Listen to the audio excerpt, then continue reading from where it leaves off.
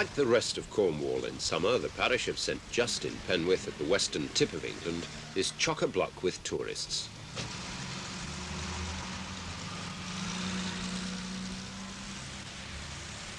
With them come the paraphernalia and the industries that serve them.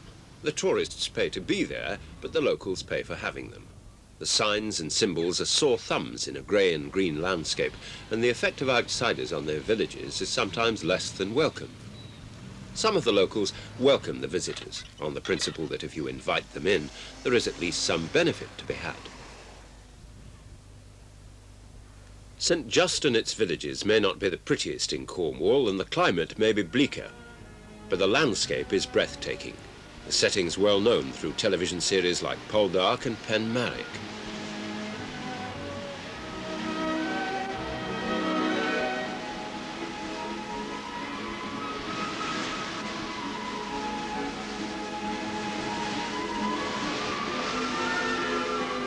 It's not a purely natural landscape. The evidence of man at work is everywhere.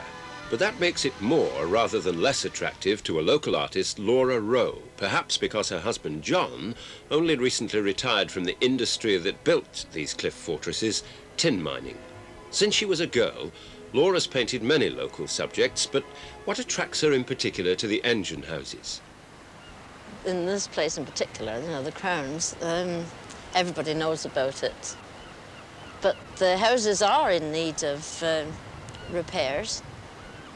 And I think a few little appeals for help to keep them up, it helps to highlight their problems. But isn't the idea of preserving old mines like that a bit romantic, perhaps? Do you think that piece of cliff would look as nice without those? They've got a special something. They carry a story with them, don't they? Gives you something to get your teeth into. The Romans came here for the tin, found in faults in Cornwall's granite, and mining has gone on ever since, booming in the 19th century as steam engines and other tools made it possible to sink hundreds of mines. But it was still hard rock mining, and as larger, more easily worked deposits were discovered around the world, the industry here slumped, until by 1939 there were only 4 mines left. One that survived was Geevor in the parish of St Just, although at times it was hanging on by its fingernails. But now, as the world price of tin is riding high, at one point it reached over £8,000 a tonne, the future looks healthier for Geevor's 300 workers, half of whom work below ground.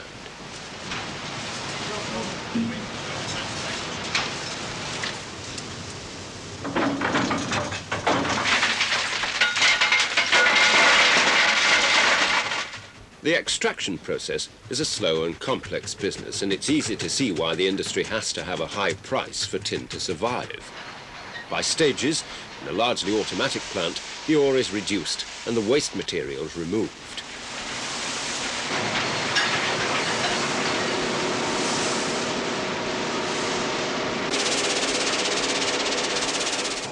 The crushed granite is sold for roadstone, and byproducts like sand, copper, and even arsenic separated out as the ore is reduced still further and the tin oxide extracted on a series of separation tables.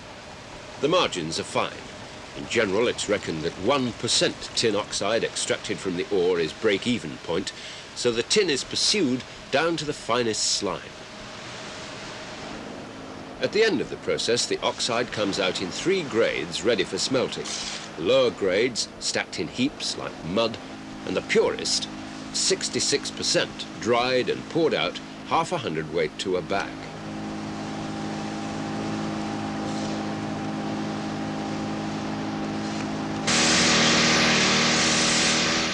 Underground, the drillers in the almost vertical workings, called stopes, prepare for blasting, standing on the loose ore from the previous shift. Working below them, the trammers drop the ore through wooden chutes into the trucks that will carry it to the shaft. Working conditions are cramped in this mine. The average width of the load that contains the tin is only 18 inches, and to break into more waste rock than is absolutely essential would be throwing money away. Though these days quite a number of the workers come from other parts, most of them are still from local families. One of Geevor's two mine captains, a local man and determined to make his career locally, is Jeremy Green.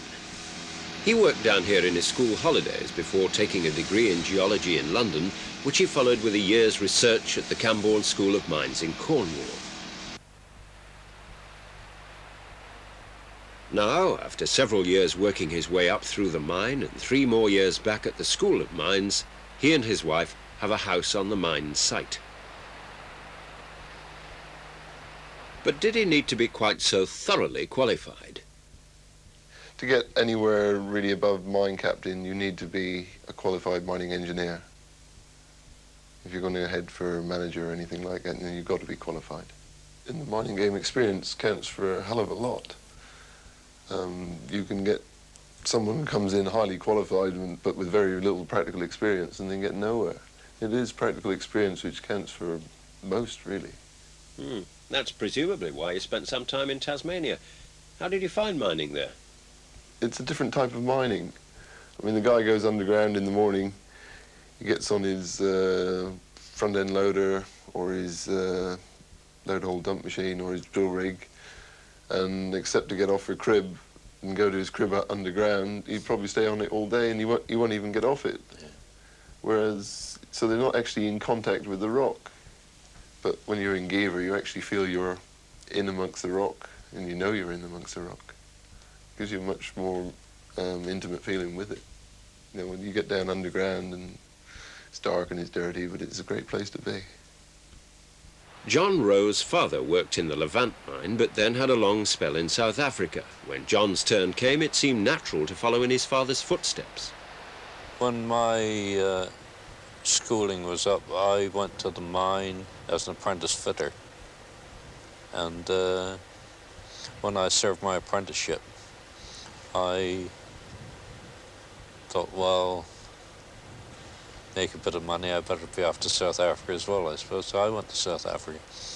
I went to South Africa in 1936. When he came back in 1945, he met up with Laura, and though her family for generations back had been in farming, like John, her father was a miner. So even the people on the farms, their sons would do a little bit of mining, obviously, to get their money to go abroad then. And then, of course, they go abroad and... Well, my father went to Africa, of course, and Australia. He went all over the world before he settled, mining in different countries. When you're born and bred here, well, you say, well, what are you going to do? You haven't got so many jobs. It isn't like as if you've got several factories around here where you go and get a job in one of those or anything like that. I mean, it's mining, farming, fishing, and that's about it in this district. Mining pays better, but farming and fishing are still very much part of the community. The big houses from the fictional Poldark days are still working farms. Pendine Manor, for instance, is a dairy farm and has been tenanted for generations by the same family. The landscape may be rugged, but the climate is almost frost-free, so the arable farmers specialise in market gardening crops like broccoli and early potatoes.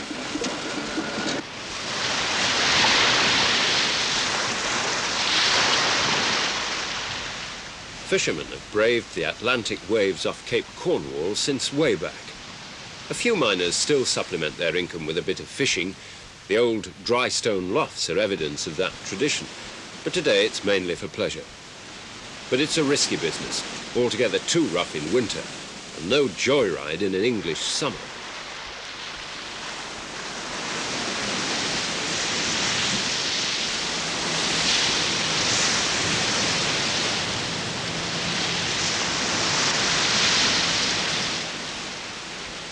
In any case, fishing today is a financially precarious business, so what few full-time fishermen put out from Priest's Cove are mainly after the guaranteed money spinners.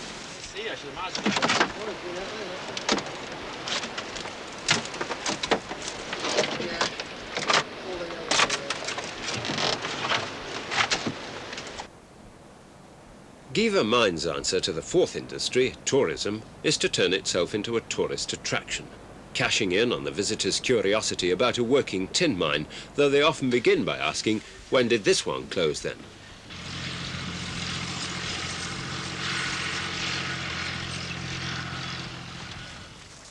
After a trip around the surface workings, they're brought back to the mine's small museum, and inevitably an encounter with Edward Waters, who has worked at Geevor for 50 years. That's our first level, the adit level. So that take all the flood water. So if you was going to ride down 290 feet with me through the main shaft, the first tunnel, the first level is the adit. So we walked through. Most of Edward's relations were miners. His grandmother brought him up on stories of her brothers. They used to walk from a little village called Bajulian, 2 miles away, and I've heard my grandmother say that's their sister, that sometimes their mother used to shed tears to see her 3 little boys, just 8 and 9, leave home and go 2 miles along the cliffs and go down the Willows mine to work. Were you always keen on going into the mine yourself? I lived on the mines. When we was little boys, we'd go down Geevor. I lived up at Caswell. We're right on the mine, a little village right side the mine. And we'd go down there and we'd find what we call a snuff, a candle, little small pinch of candle like that, you see. And we'd get an old miner's helmet, and we was miners, and we'd find an old hammer and get a drill, and we used to play a game of miners when we was little kiddies, you know. Edward's special interest now is the old Levant mine on the cliffs below Geevor, which worked from 1820 to 1930 and goes out over a mile under the sea. Every now and then, Edward takes a special party down to one of the old engine houses, which he used to visit as a boy.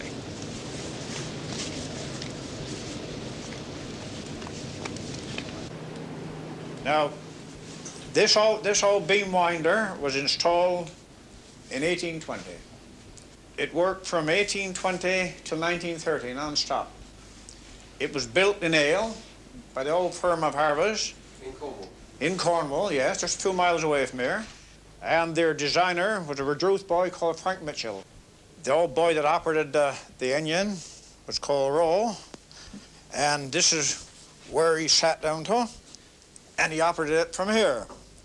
Now, when I was a boy, 7, I used to come down here, and of course, I would go in here and sit down in this corner, and on many occasions I watched him driving this old engine. Now, this here's the big beam, the big bob that worked. Of course, it had a cranking action, 48-inch cranking action like that, and it traveled pretty fast. It's about 10 to 12 ton in weight, but this is only a small one compared with some of the beams. Some of them are 30 ton. It was a fault in one of those larger beams that caused the Levant mine disaster. It operated a man engine. By stepping on and off the platforms at 12-foot intervals, the men could make their way up or down the mine. But on Monday, the 20th of October, 1919, when the man engine was loaded with men at the end of their shift, the vertical section broke away from the beam.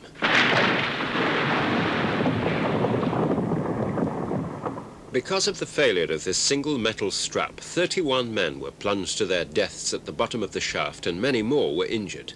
But even for those miners who weren't involved, the consequences were serious, as Dick Harry remembers. Levant stopped then for a few years.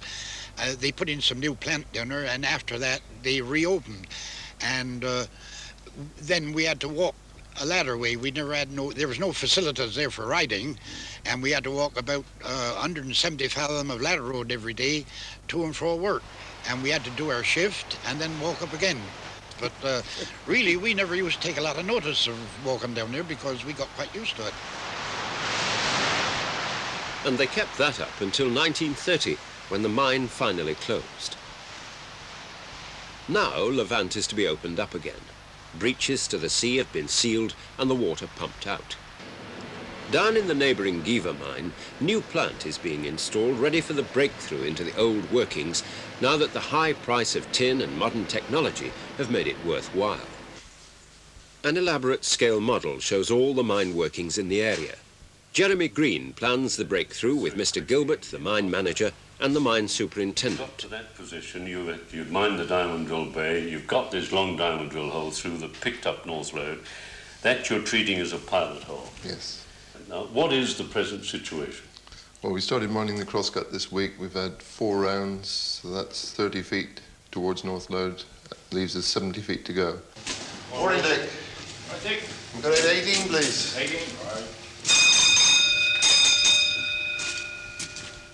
In the last 3 years, well over £1 million has been spent on developments, including a sub-incline shaft to the lower levels, ready for the final breakthrough into the old Levant workings. This is a nice surprise.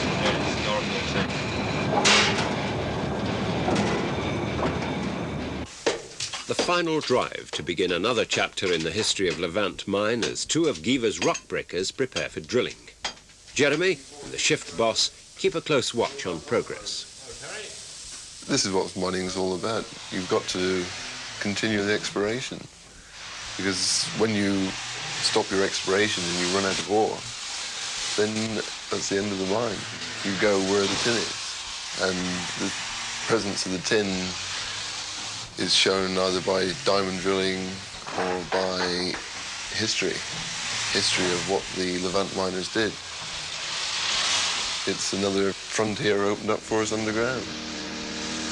Obviously, job prospects look good for the moment, but do the mines pay well enough these days to attract the workers? The miners, the rock breakers, make a very good living, but they do work very hard for the money, and they deserve every penny as far as I'm concerned. But the wages paid at Geevor, compared with the wages paid in the rest of the area, are very good. All the Cornish mines pay better than the local industries, and this is what really keeps the men coming to the mine, I think. There was a time not long ago, of course, when the men went to the mine because there were few alternatives. But even then, while the majority of the men buried in Pendeen churchyard might have been miners, many of the gravestones remember those who had to look elsewhere for work. So many left the area that it came to be said that wherever in the world a hole is sunk in the ground, you'll find a Cornishman at the bottom of it digging for metal. These emigrants have always been known locally as the Cousin Jacks. No matter what part of the world you go from Michigan right down through America, Michigan, Butte, Montana, Arizona, Nevada, Colorado, right down to California. You will find Cornish miners, and they went out there and they opened up the mines. And then, of course, a lot of them went to South Africa. A lot of them went to Sudbury out in Canada. So no matter what part of the world you go, you will find the Cousin Jack. But there were plenty of dangers for those who found work at home. The number of miners who died earlier this century before the age of 50 is almost reminiscent of a plague. But the disease they died of was silicosis, known as the dust death, and the cause was the first rock drills. And they called the first rock drill the Widowmaker machine, because it was leaving young widows. You see, the men was dying from 26 to 40 with hemorrhages of the lungs, silicosis, because they was drilling with these big rock drills dry, you see. Yes. And when they come up underground, you think it was millers. It was just coated with dust, They was eating the clean silica. So therefore, their lungs would get blocked up and they would die. They couldn't breathe. They was like that, you see, and they was dying from 26 to 40. I'm right in thinking that your family, Ivy, were in mining as well. Oh, yes, yes. My father was a miner, yes, and he died when he was 38 with silicosis. And of course then my mother was left then with 5 children. Ivy's memories of her father's death were perhaps the main reason why neither of their sons went down the mine. Their elder son, Eugene, went away to the RAF, and although their younger son, Nigel, works at the mine, it's on the surface as a sawyer in the carpenter's shop. But nothing could have kept Edward away from the mine. I was just crazy on it. Well, he liked it. And I liked mining. I liked it. If I didn't like it, I wouldn't stop in the mines 50 years, Brian, you see? No. And if I could live my life over again, I'd go down the mine again. I just loved it. Did you try and persuade him to give it up at all? Well, no, but I'm glad really that he's up now. I'm glad that he's up now. In these mining villages, the feeling of community is still alive and well. Old men still gather to chew the fat outside the bank in St. Just, or the Men's Institute in Pendeen at the other end of the parish. Clifford Tresize recalls that his father's shoemaker's shop was the social centre. They always seemed to go to the shoemaker's shop, and he'd be in there like a club. You couldn't see him for smoke, you know, smoking pipes and chewing tobacco and all that lot, you know. But the community of Twillard all went to the shoemaker's shop.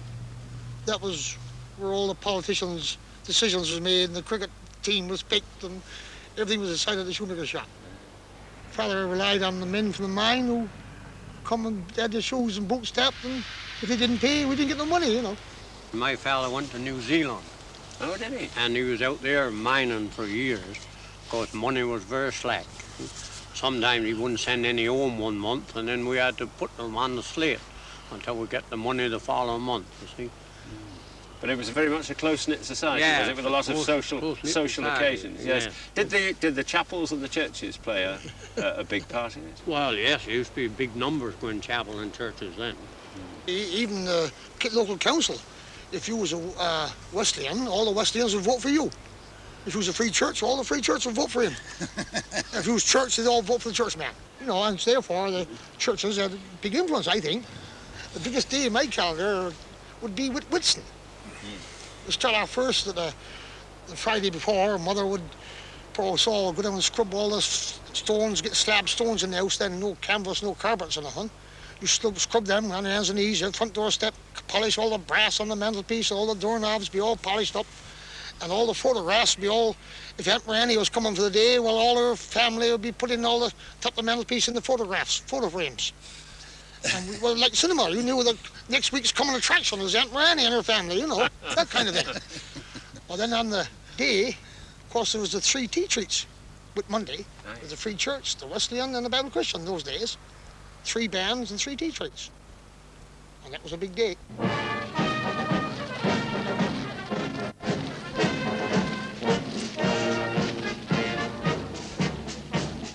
The midsummer tea treats today are a shadow of their former glories. This one in St Just takes place on the nearest Saturday to Midsummer Day. It isn't organised by the churches at all anymore, but by a ladies' committee determined to uphold the tradition. The 3 churches, Anglican, Methodist and Wesleyan Reform, now take part in the one procession together. Their 3 ministers march side by side. That was unheard of only a few years ago.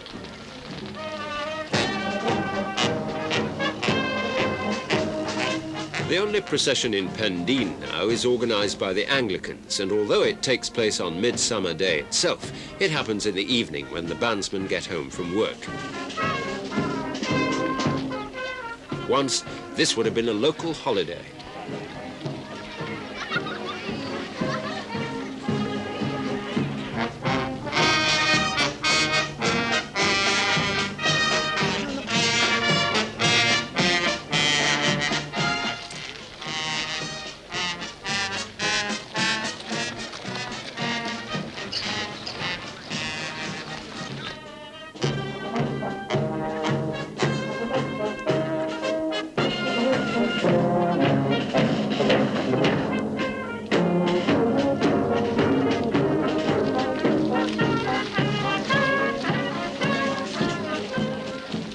Nowadays, there are no rival processions to pass each other in the narrow lanes, which sometimes led to less than Christian behaviour.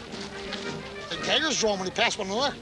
You're lucky they didn't hit you with all the flag on the way as they passed on the road. It would be St Just Old Town Band, St Just Boys Band, and Pendeen Band.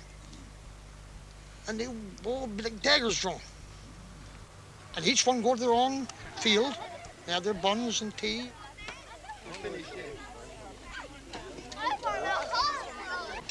Heavenly Father, we give you thanks for all your goodness to us day by day. We praise you for this food. In the name of Jesus Christ, our Lord. Amen. Grace or no grace, on occasion, even the teas were sabotaged. One year, someone put Epsom salts in the tea. And you stop to think, only toilet they had was 2 buckets, one for women and one for men. That's all they had, with a plank across the wall in it. And I've heard it said that the preacher went home with his trousers around the handlebars of the bike. But it's all very bad. Well, that's true, isn't it, Dick? Yes, that's true, Clifford. It's true enough. Yes, yes, that's right. While some traditional rivalries decline, the ancient art of Cornish wrestling is becoming a familiar sight again in St Just's medieval amphitheatre.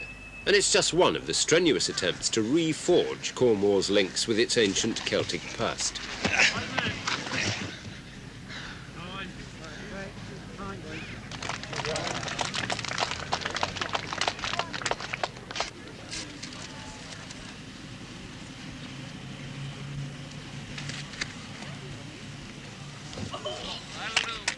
Though the participants are enthusiastic enough, pure Cornish events like this don't often seem to attract the support of large crowds.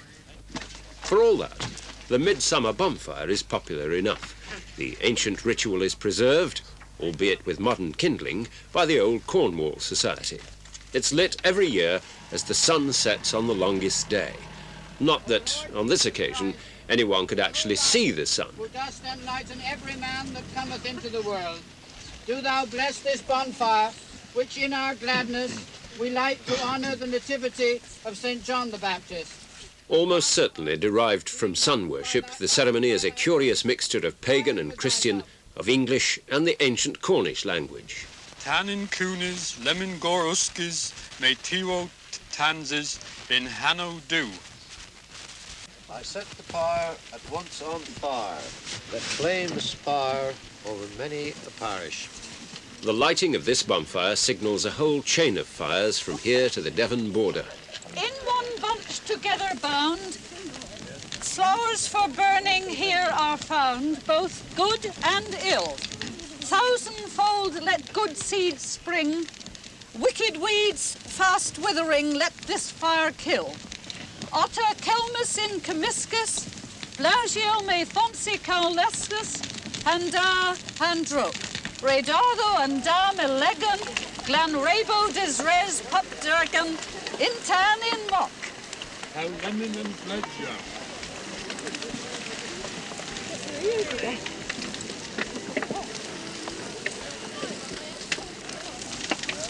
The Cornish language may have died out as a mother tongue, but tucked away among the tourists in the back bars of a handful of pubs are small groups of young Cornish who are keen to see its revival.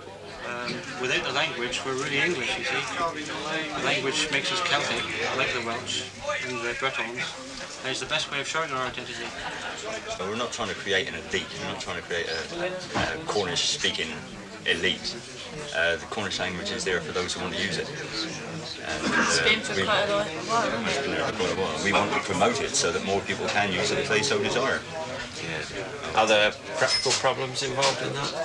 Well, it's the teaching of the language. The biggest problem really is there's not a lot of native speakers, only a few children brought up on Cornish, apart from a couple hundred or so who can't speak the language, and so much of it is learned from books.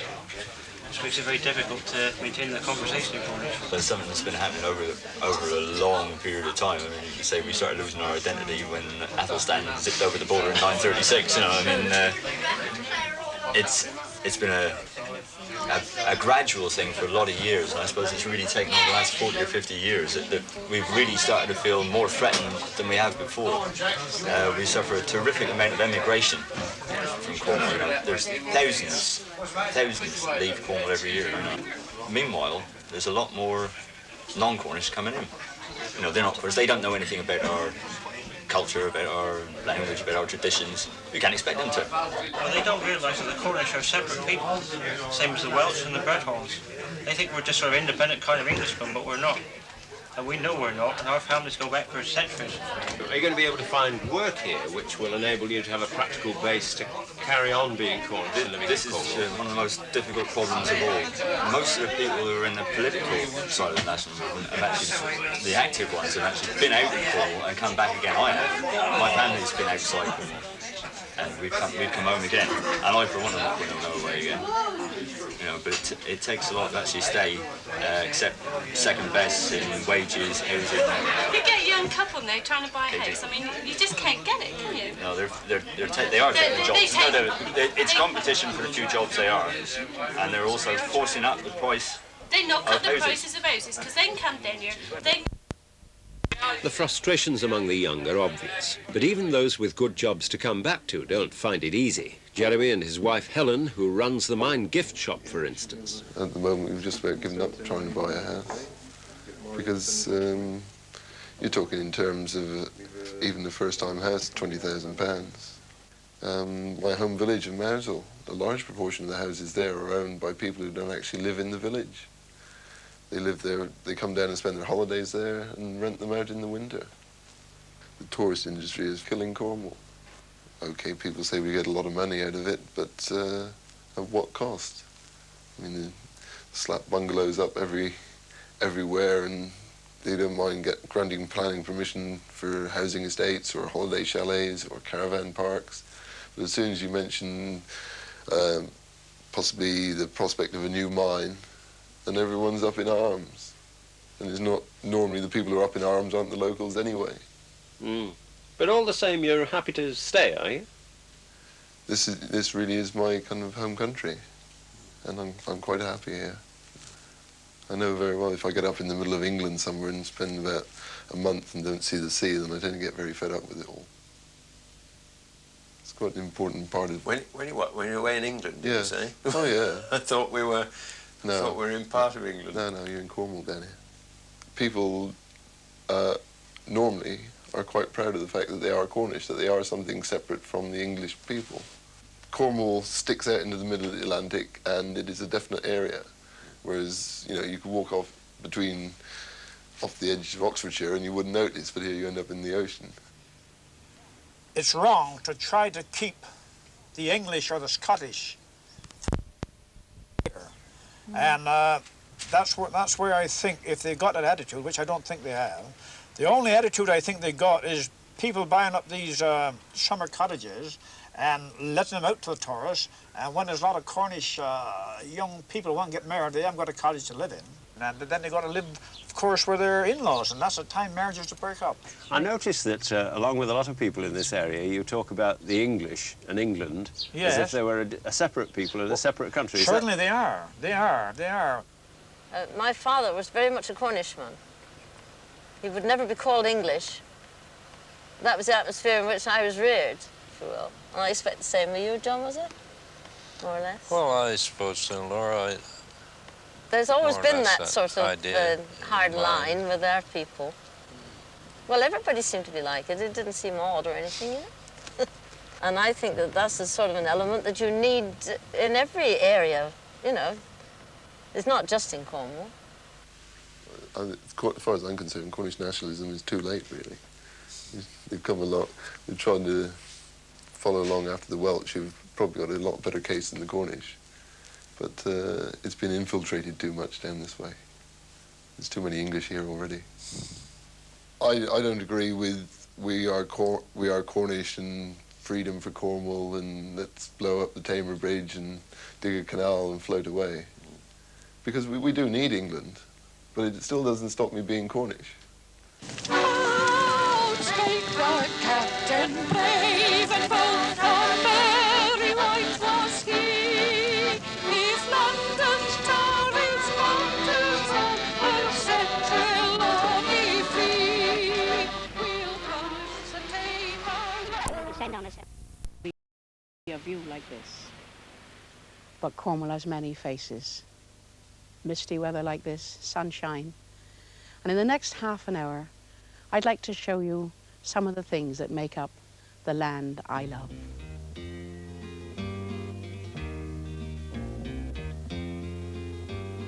I never thought before how much my country belonged to me, till I had gone many miles from my home by the sea. Hedges aflame with ferns, little white farm at the foot of a cairn.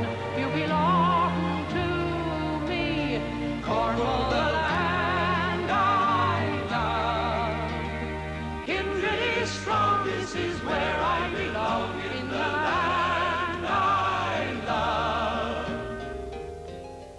That's my song. That sums up exactly how I feel. It was written for me. Do you know, it wasn't until I went away singing 8 years ago that I came to realize how much I love Cornwall. I've seen beautiful places all over, in Germany, in France, Australia, but it's that special sort of magic combination, the people, the ruggedness of the land, the independence.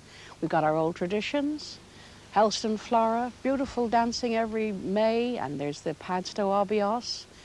But you know, there's one from Newlyn where I grew up. It's about the giving of an Allen apple, a sort of love symbol. But I don't think it goes on much. Now, I wonder how much the people of Newlyn remember it today. If this was October and I was going to give you one of these, what would you do with it? Eating. Eating? Yeah.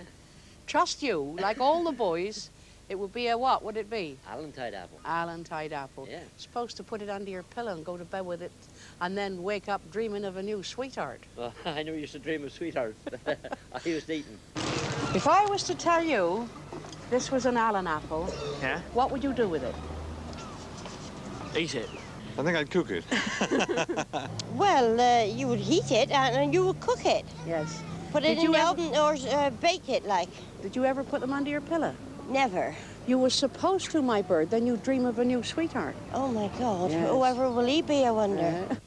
Well, wandering around Newlyn this morning, I'm discovering that many people remember the Allen apple, although they no longer give them. The Allen apple would have been given on October the 31st, especially in this little region of Street Knowing here, Foundry Lane.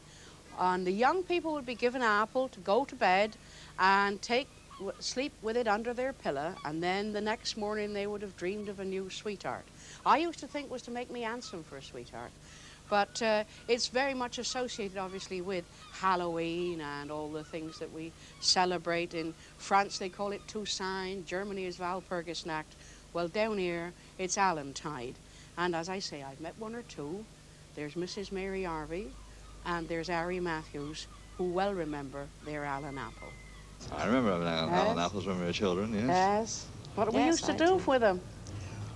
Well, as I said, we used to choose an apple as a child. Yes, you'd be bought by the gallon, didn't they? Lovely, large, rosy Yes. apple that we chose.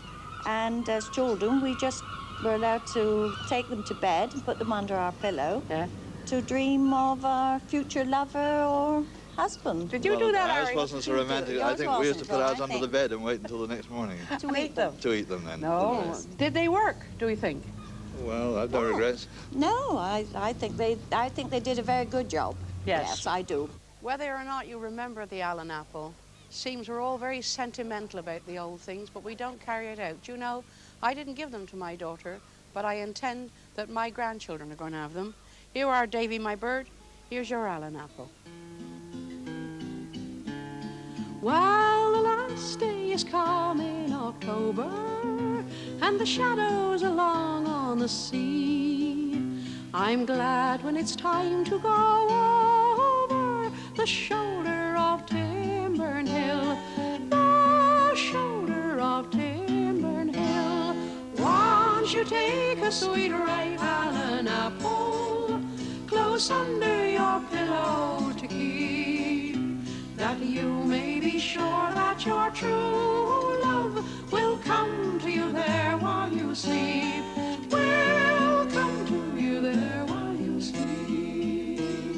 Sweet Allen apple, sweet Allen apple, I slept with my sweet Allen apple, so scented and so rosy red, and I dreamed that my true love was lying so warm by my side in my bed, so warm by my side in my bed. Won't you take a sweet ripe Allen apple close under your pillow to keep, that you may be sure that your true love will come to you there while you sleep, will come to you there while you sleep.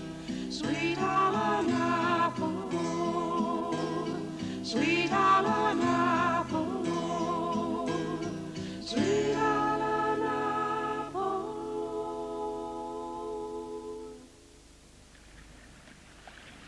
We all like to believe in magic, but it'll take more than wishing to save our fishing industry.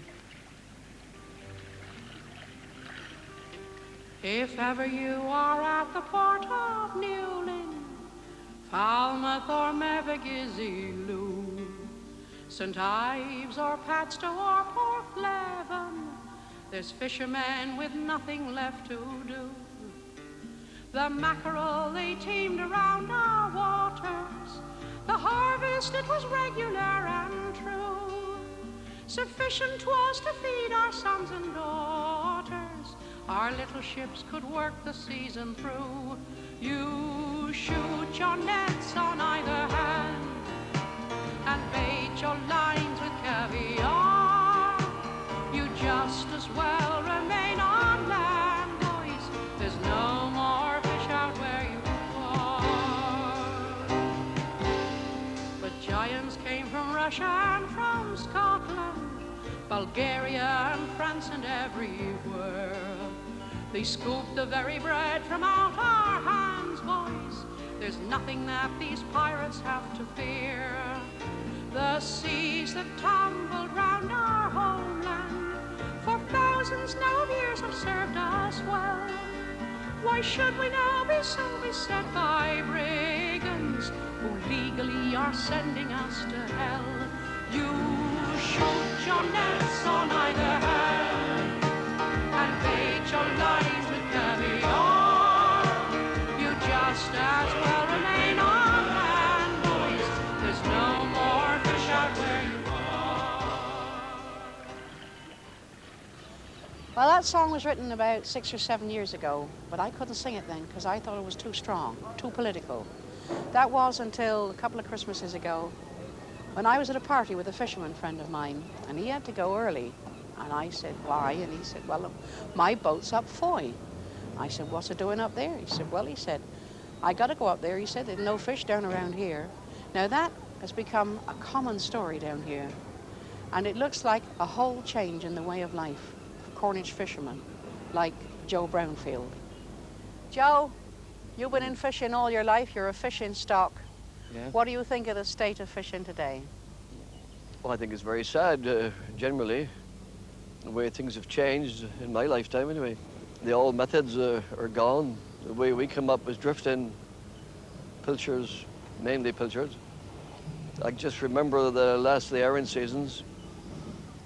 I've done a little bit of it, but not a lot. Mainly pilchers in my time. Now there's mackerel left. Very few. That was drifting as well. The purse seiners have seen that off. And mid-water trawlers. The pilchers were imported in cans, as you know. Not seen our canneries off, and the boat soon went, you know. Joe, how do you feel about these big ships that have come in? Are the Cornish fishermen very angry about it? I don't know. Altogether, if I had one, it would be a good thing to do, but I haven't, so I don't like it, you know. Everybody speak to suit themselves, don't they? Yes. So would you say there is a future for the Cornish fishing industry? Not the way we knew it, no. No. No, it'll be big units, that's my opinion. It'll be big units and less men, less everything. So the small man in a small boat is going to disappear? Oh, yes, without a doubt, yeah. We practically have, anyway. 'Tis proper job to weave the mackerel in, boys, although your hands are bleeding sore. But nowadays you get it in a tin, boys, so why go fishing anymore?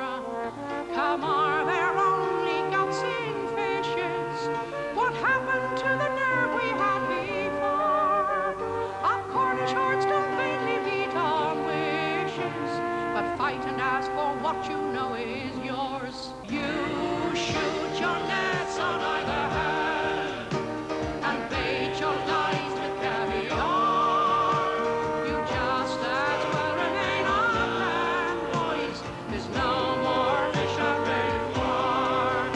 You shoot your nets on either hand. Well, the fishing industry is suffering now, but it has always been an important part of our heritage. And of course, there's people of the Newlyn School like Sanet Forbes who've left us these wonderful paintings of scenes of fishing. And you know, I can remember the mackerel being that plentiful off Newlyn that you could scoop them out with your hands. Of course, that's all changing. We've only got the memories of that. There are at least a body of people who are endeavouring to keep those memories alive. And they're the Cornish Friends of the Maritime Trust at their base in Thomas's Yard in Falmouth.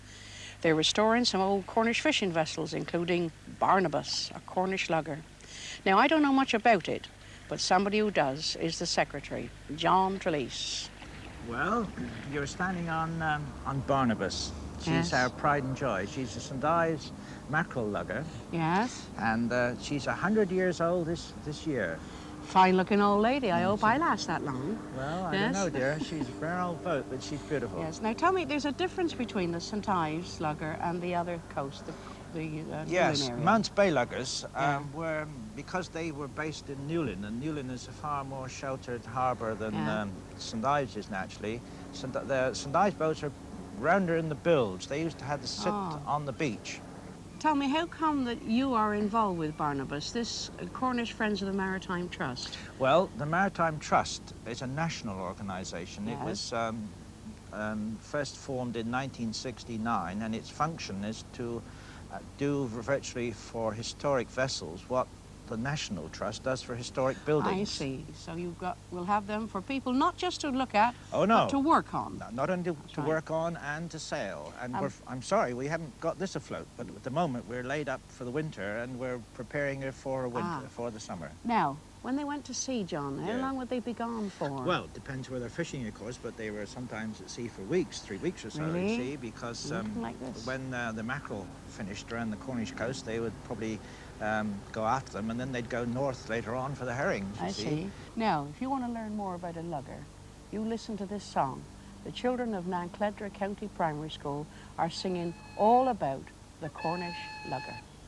Build me a lugger, oh, all upon the ocean. build me a lugger, oh, Fit to sail the ocean. aha, aha. How long will she be? All upon the ocean. How long will she be? 50 feet all over. Aha, aha. What are her timbers, oh? All upon the ocean. What are her timbers, oh? Elm, oak and pitch pine. Aha, aha. Who'll take the tiller, oh? All upon the ocean. Who'll take the tiller, oh? Luke would take the tiller. Ha, aha. Who'll haul the net, oh? All upon the ocean. Who'll haul the net, oh? All upon the net so. Aha, aha. What have you caught, oh? All upon the ocean. What have you caught, oh? We caught fish a-plenty.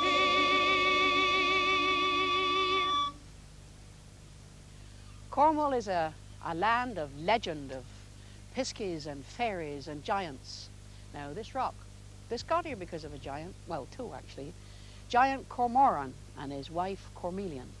Cormoran wanted to build a castle here in this land, which was then covered with forests, to build it high above the trees so he could see the surrounding countryside. Cormoran was a cruel man. He made his poor wife Cormelian do all the work and carry all the white granite from the fields far away. Had to be white granite because he wanted a white castle. One afternoon, while Cormoran was asleep, his wife decided she'd had enough, and she fetched back a piece of green granite, which was closer to. And Cormoran woke up, and he was that angry, he chased his wife off, and she dropped the piece of green granite out of her pinny. And to this day, this rock have laid here on the side of the causeway to St. Michael's Mount, because nobody been strong enough to shift it. It's easy to believe, isn't it? Of course, in all legends, you know, there's always a little germ of truth, as with the one of the mermaid of Zennor, our most famous mermaid. Matthew Trewhella, the young man that she lured under the sea, he really existed, you know. And if you visit Zennor, you'll understand the magic of this story. Standing inside of these solid granite walls and looking at the church from outside and from the cliffs above to the cliffs below, one can well believe in a mermaid, half woman, half fish. She's here, you know, On the end of this bench, the mermaid of Zennor, with her mirror in one hand and her comb made of fish's bones on the other. And over the hill, in the little church of Tewednack, there's another bench end.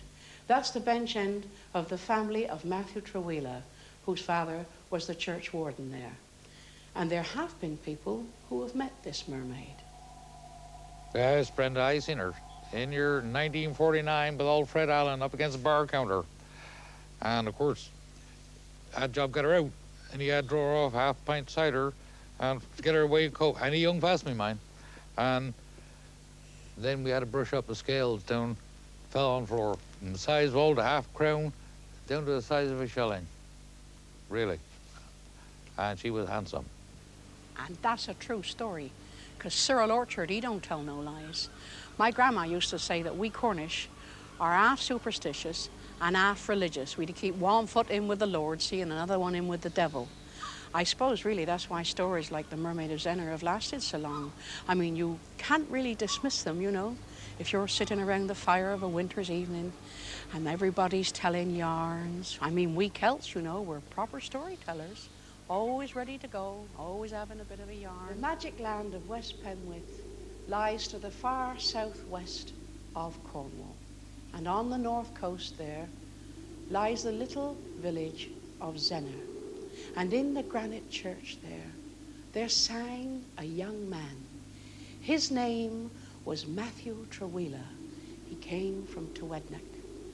And one Sunday there came to the back of the church a lady, and she was dressed in black from top to toe.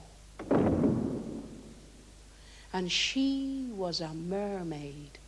And she came to him, and she whispered in his ear, and she said, "Come away with me, Matthew Trawila, and live beneath the sea, and you will never, ever die." And 4 Sundays in a row, the mermaid came to Matthew Trawila, and she whispered, "Come away, Matthew." And after the 4th Sunday, Matthew Trawila was gone under the sea with the mermaid. So young men, beware of the Mermaid of Zennor.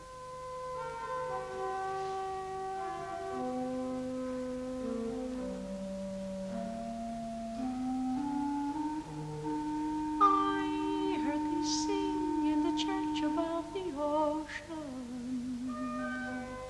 I heard thee sing, my pretty boy, far from my salty palaces. I have come to thee, my pretty boy.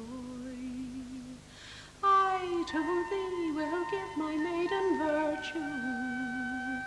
I to thee will give my maiden charm.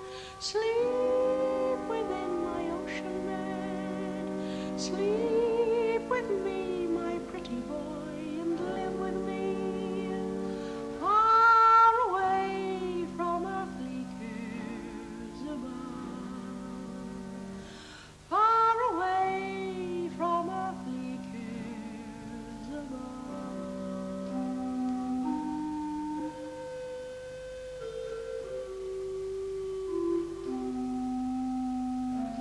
Green are my eyes as the waters of the ocean. Red my hair, my pretty boy. White my breasts upon the wave. All I will give to thee, my pretty boy.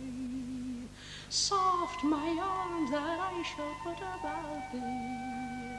Soft my lips that I to thee shall yield.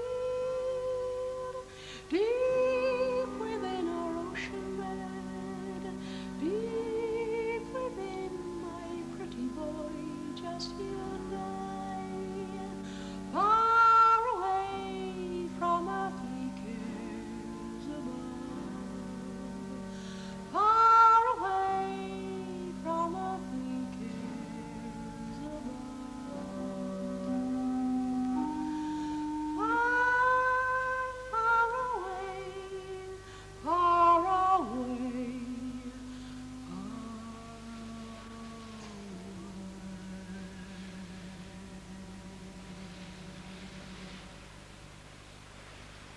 You know, when I'm away, this is the sort of image that I often have in my head. We're all inclined to regard this coastline and these chimneys as being something that's rather romantic and beautiful. But reality is far from that. These chimneys are here because a lot of men sweated blood. Now, I don't know too much about it, but I have with me Edward Waters, who spent 51 years working in the mines and today is the guardian of the museum here at Geevor.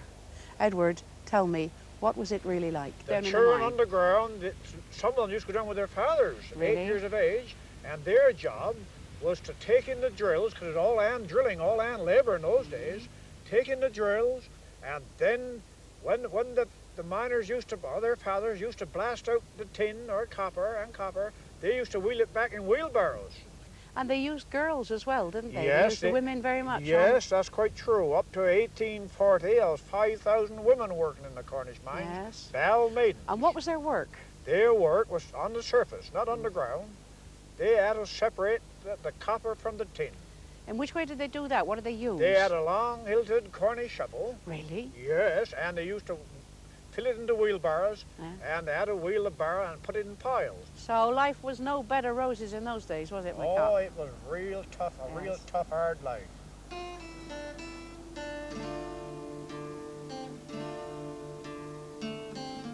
We'll mount a tombstone at his head, and it shall read, young Tom is dead, that once a miner's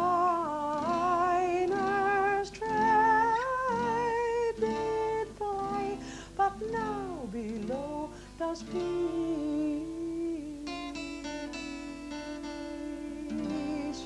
lie. But he'd scarce grown to be a man than the dread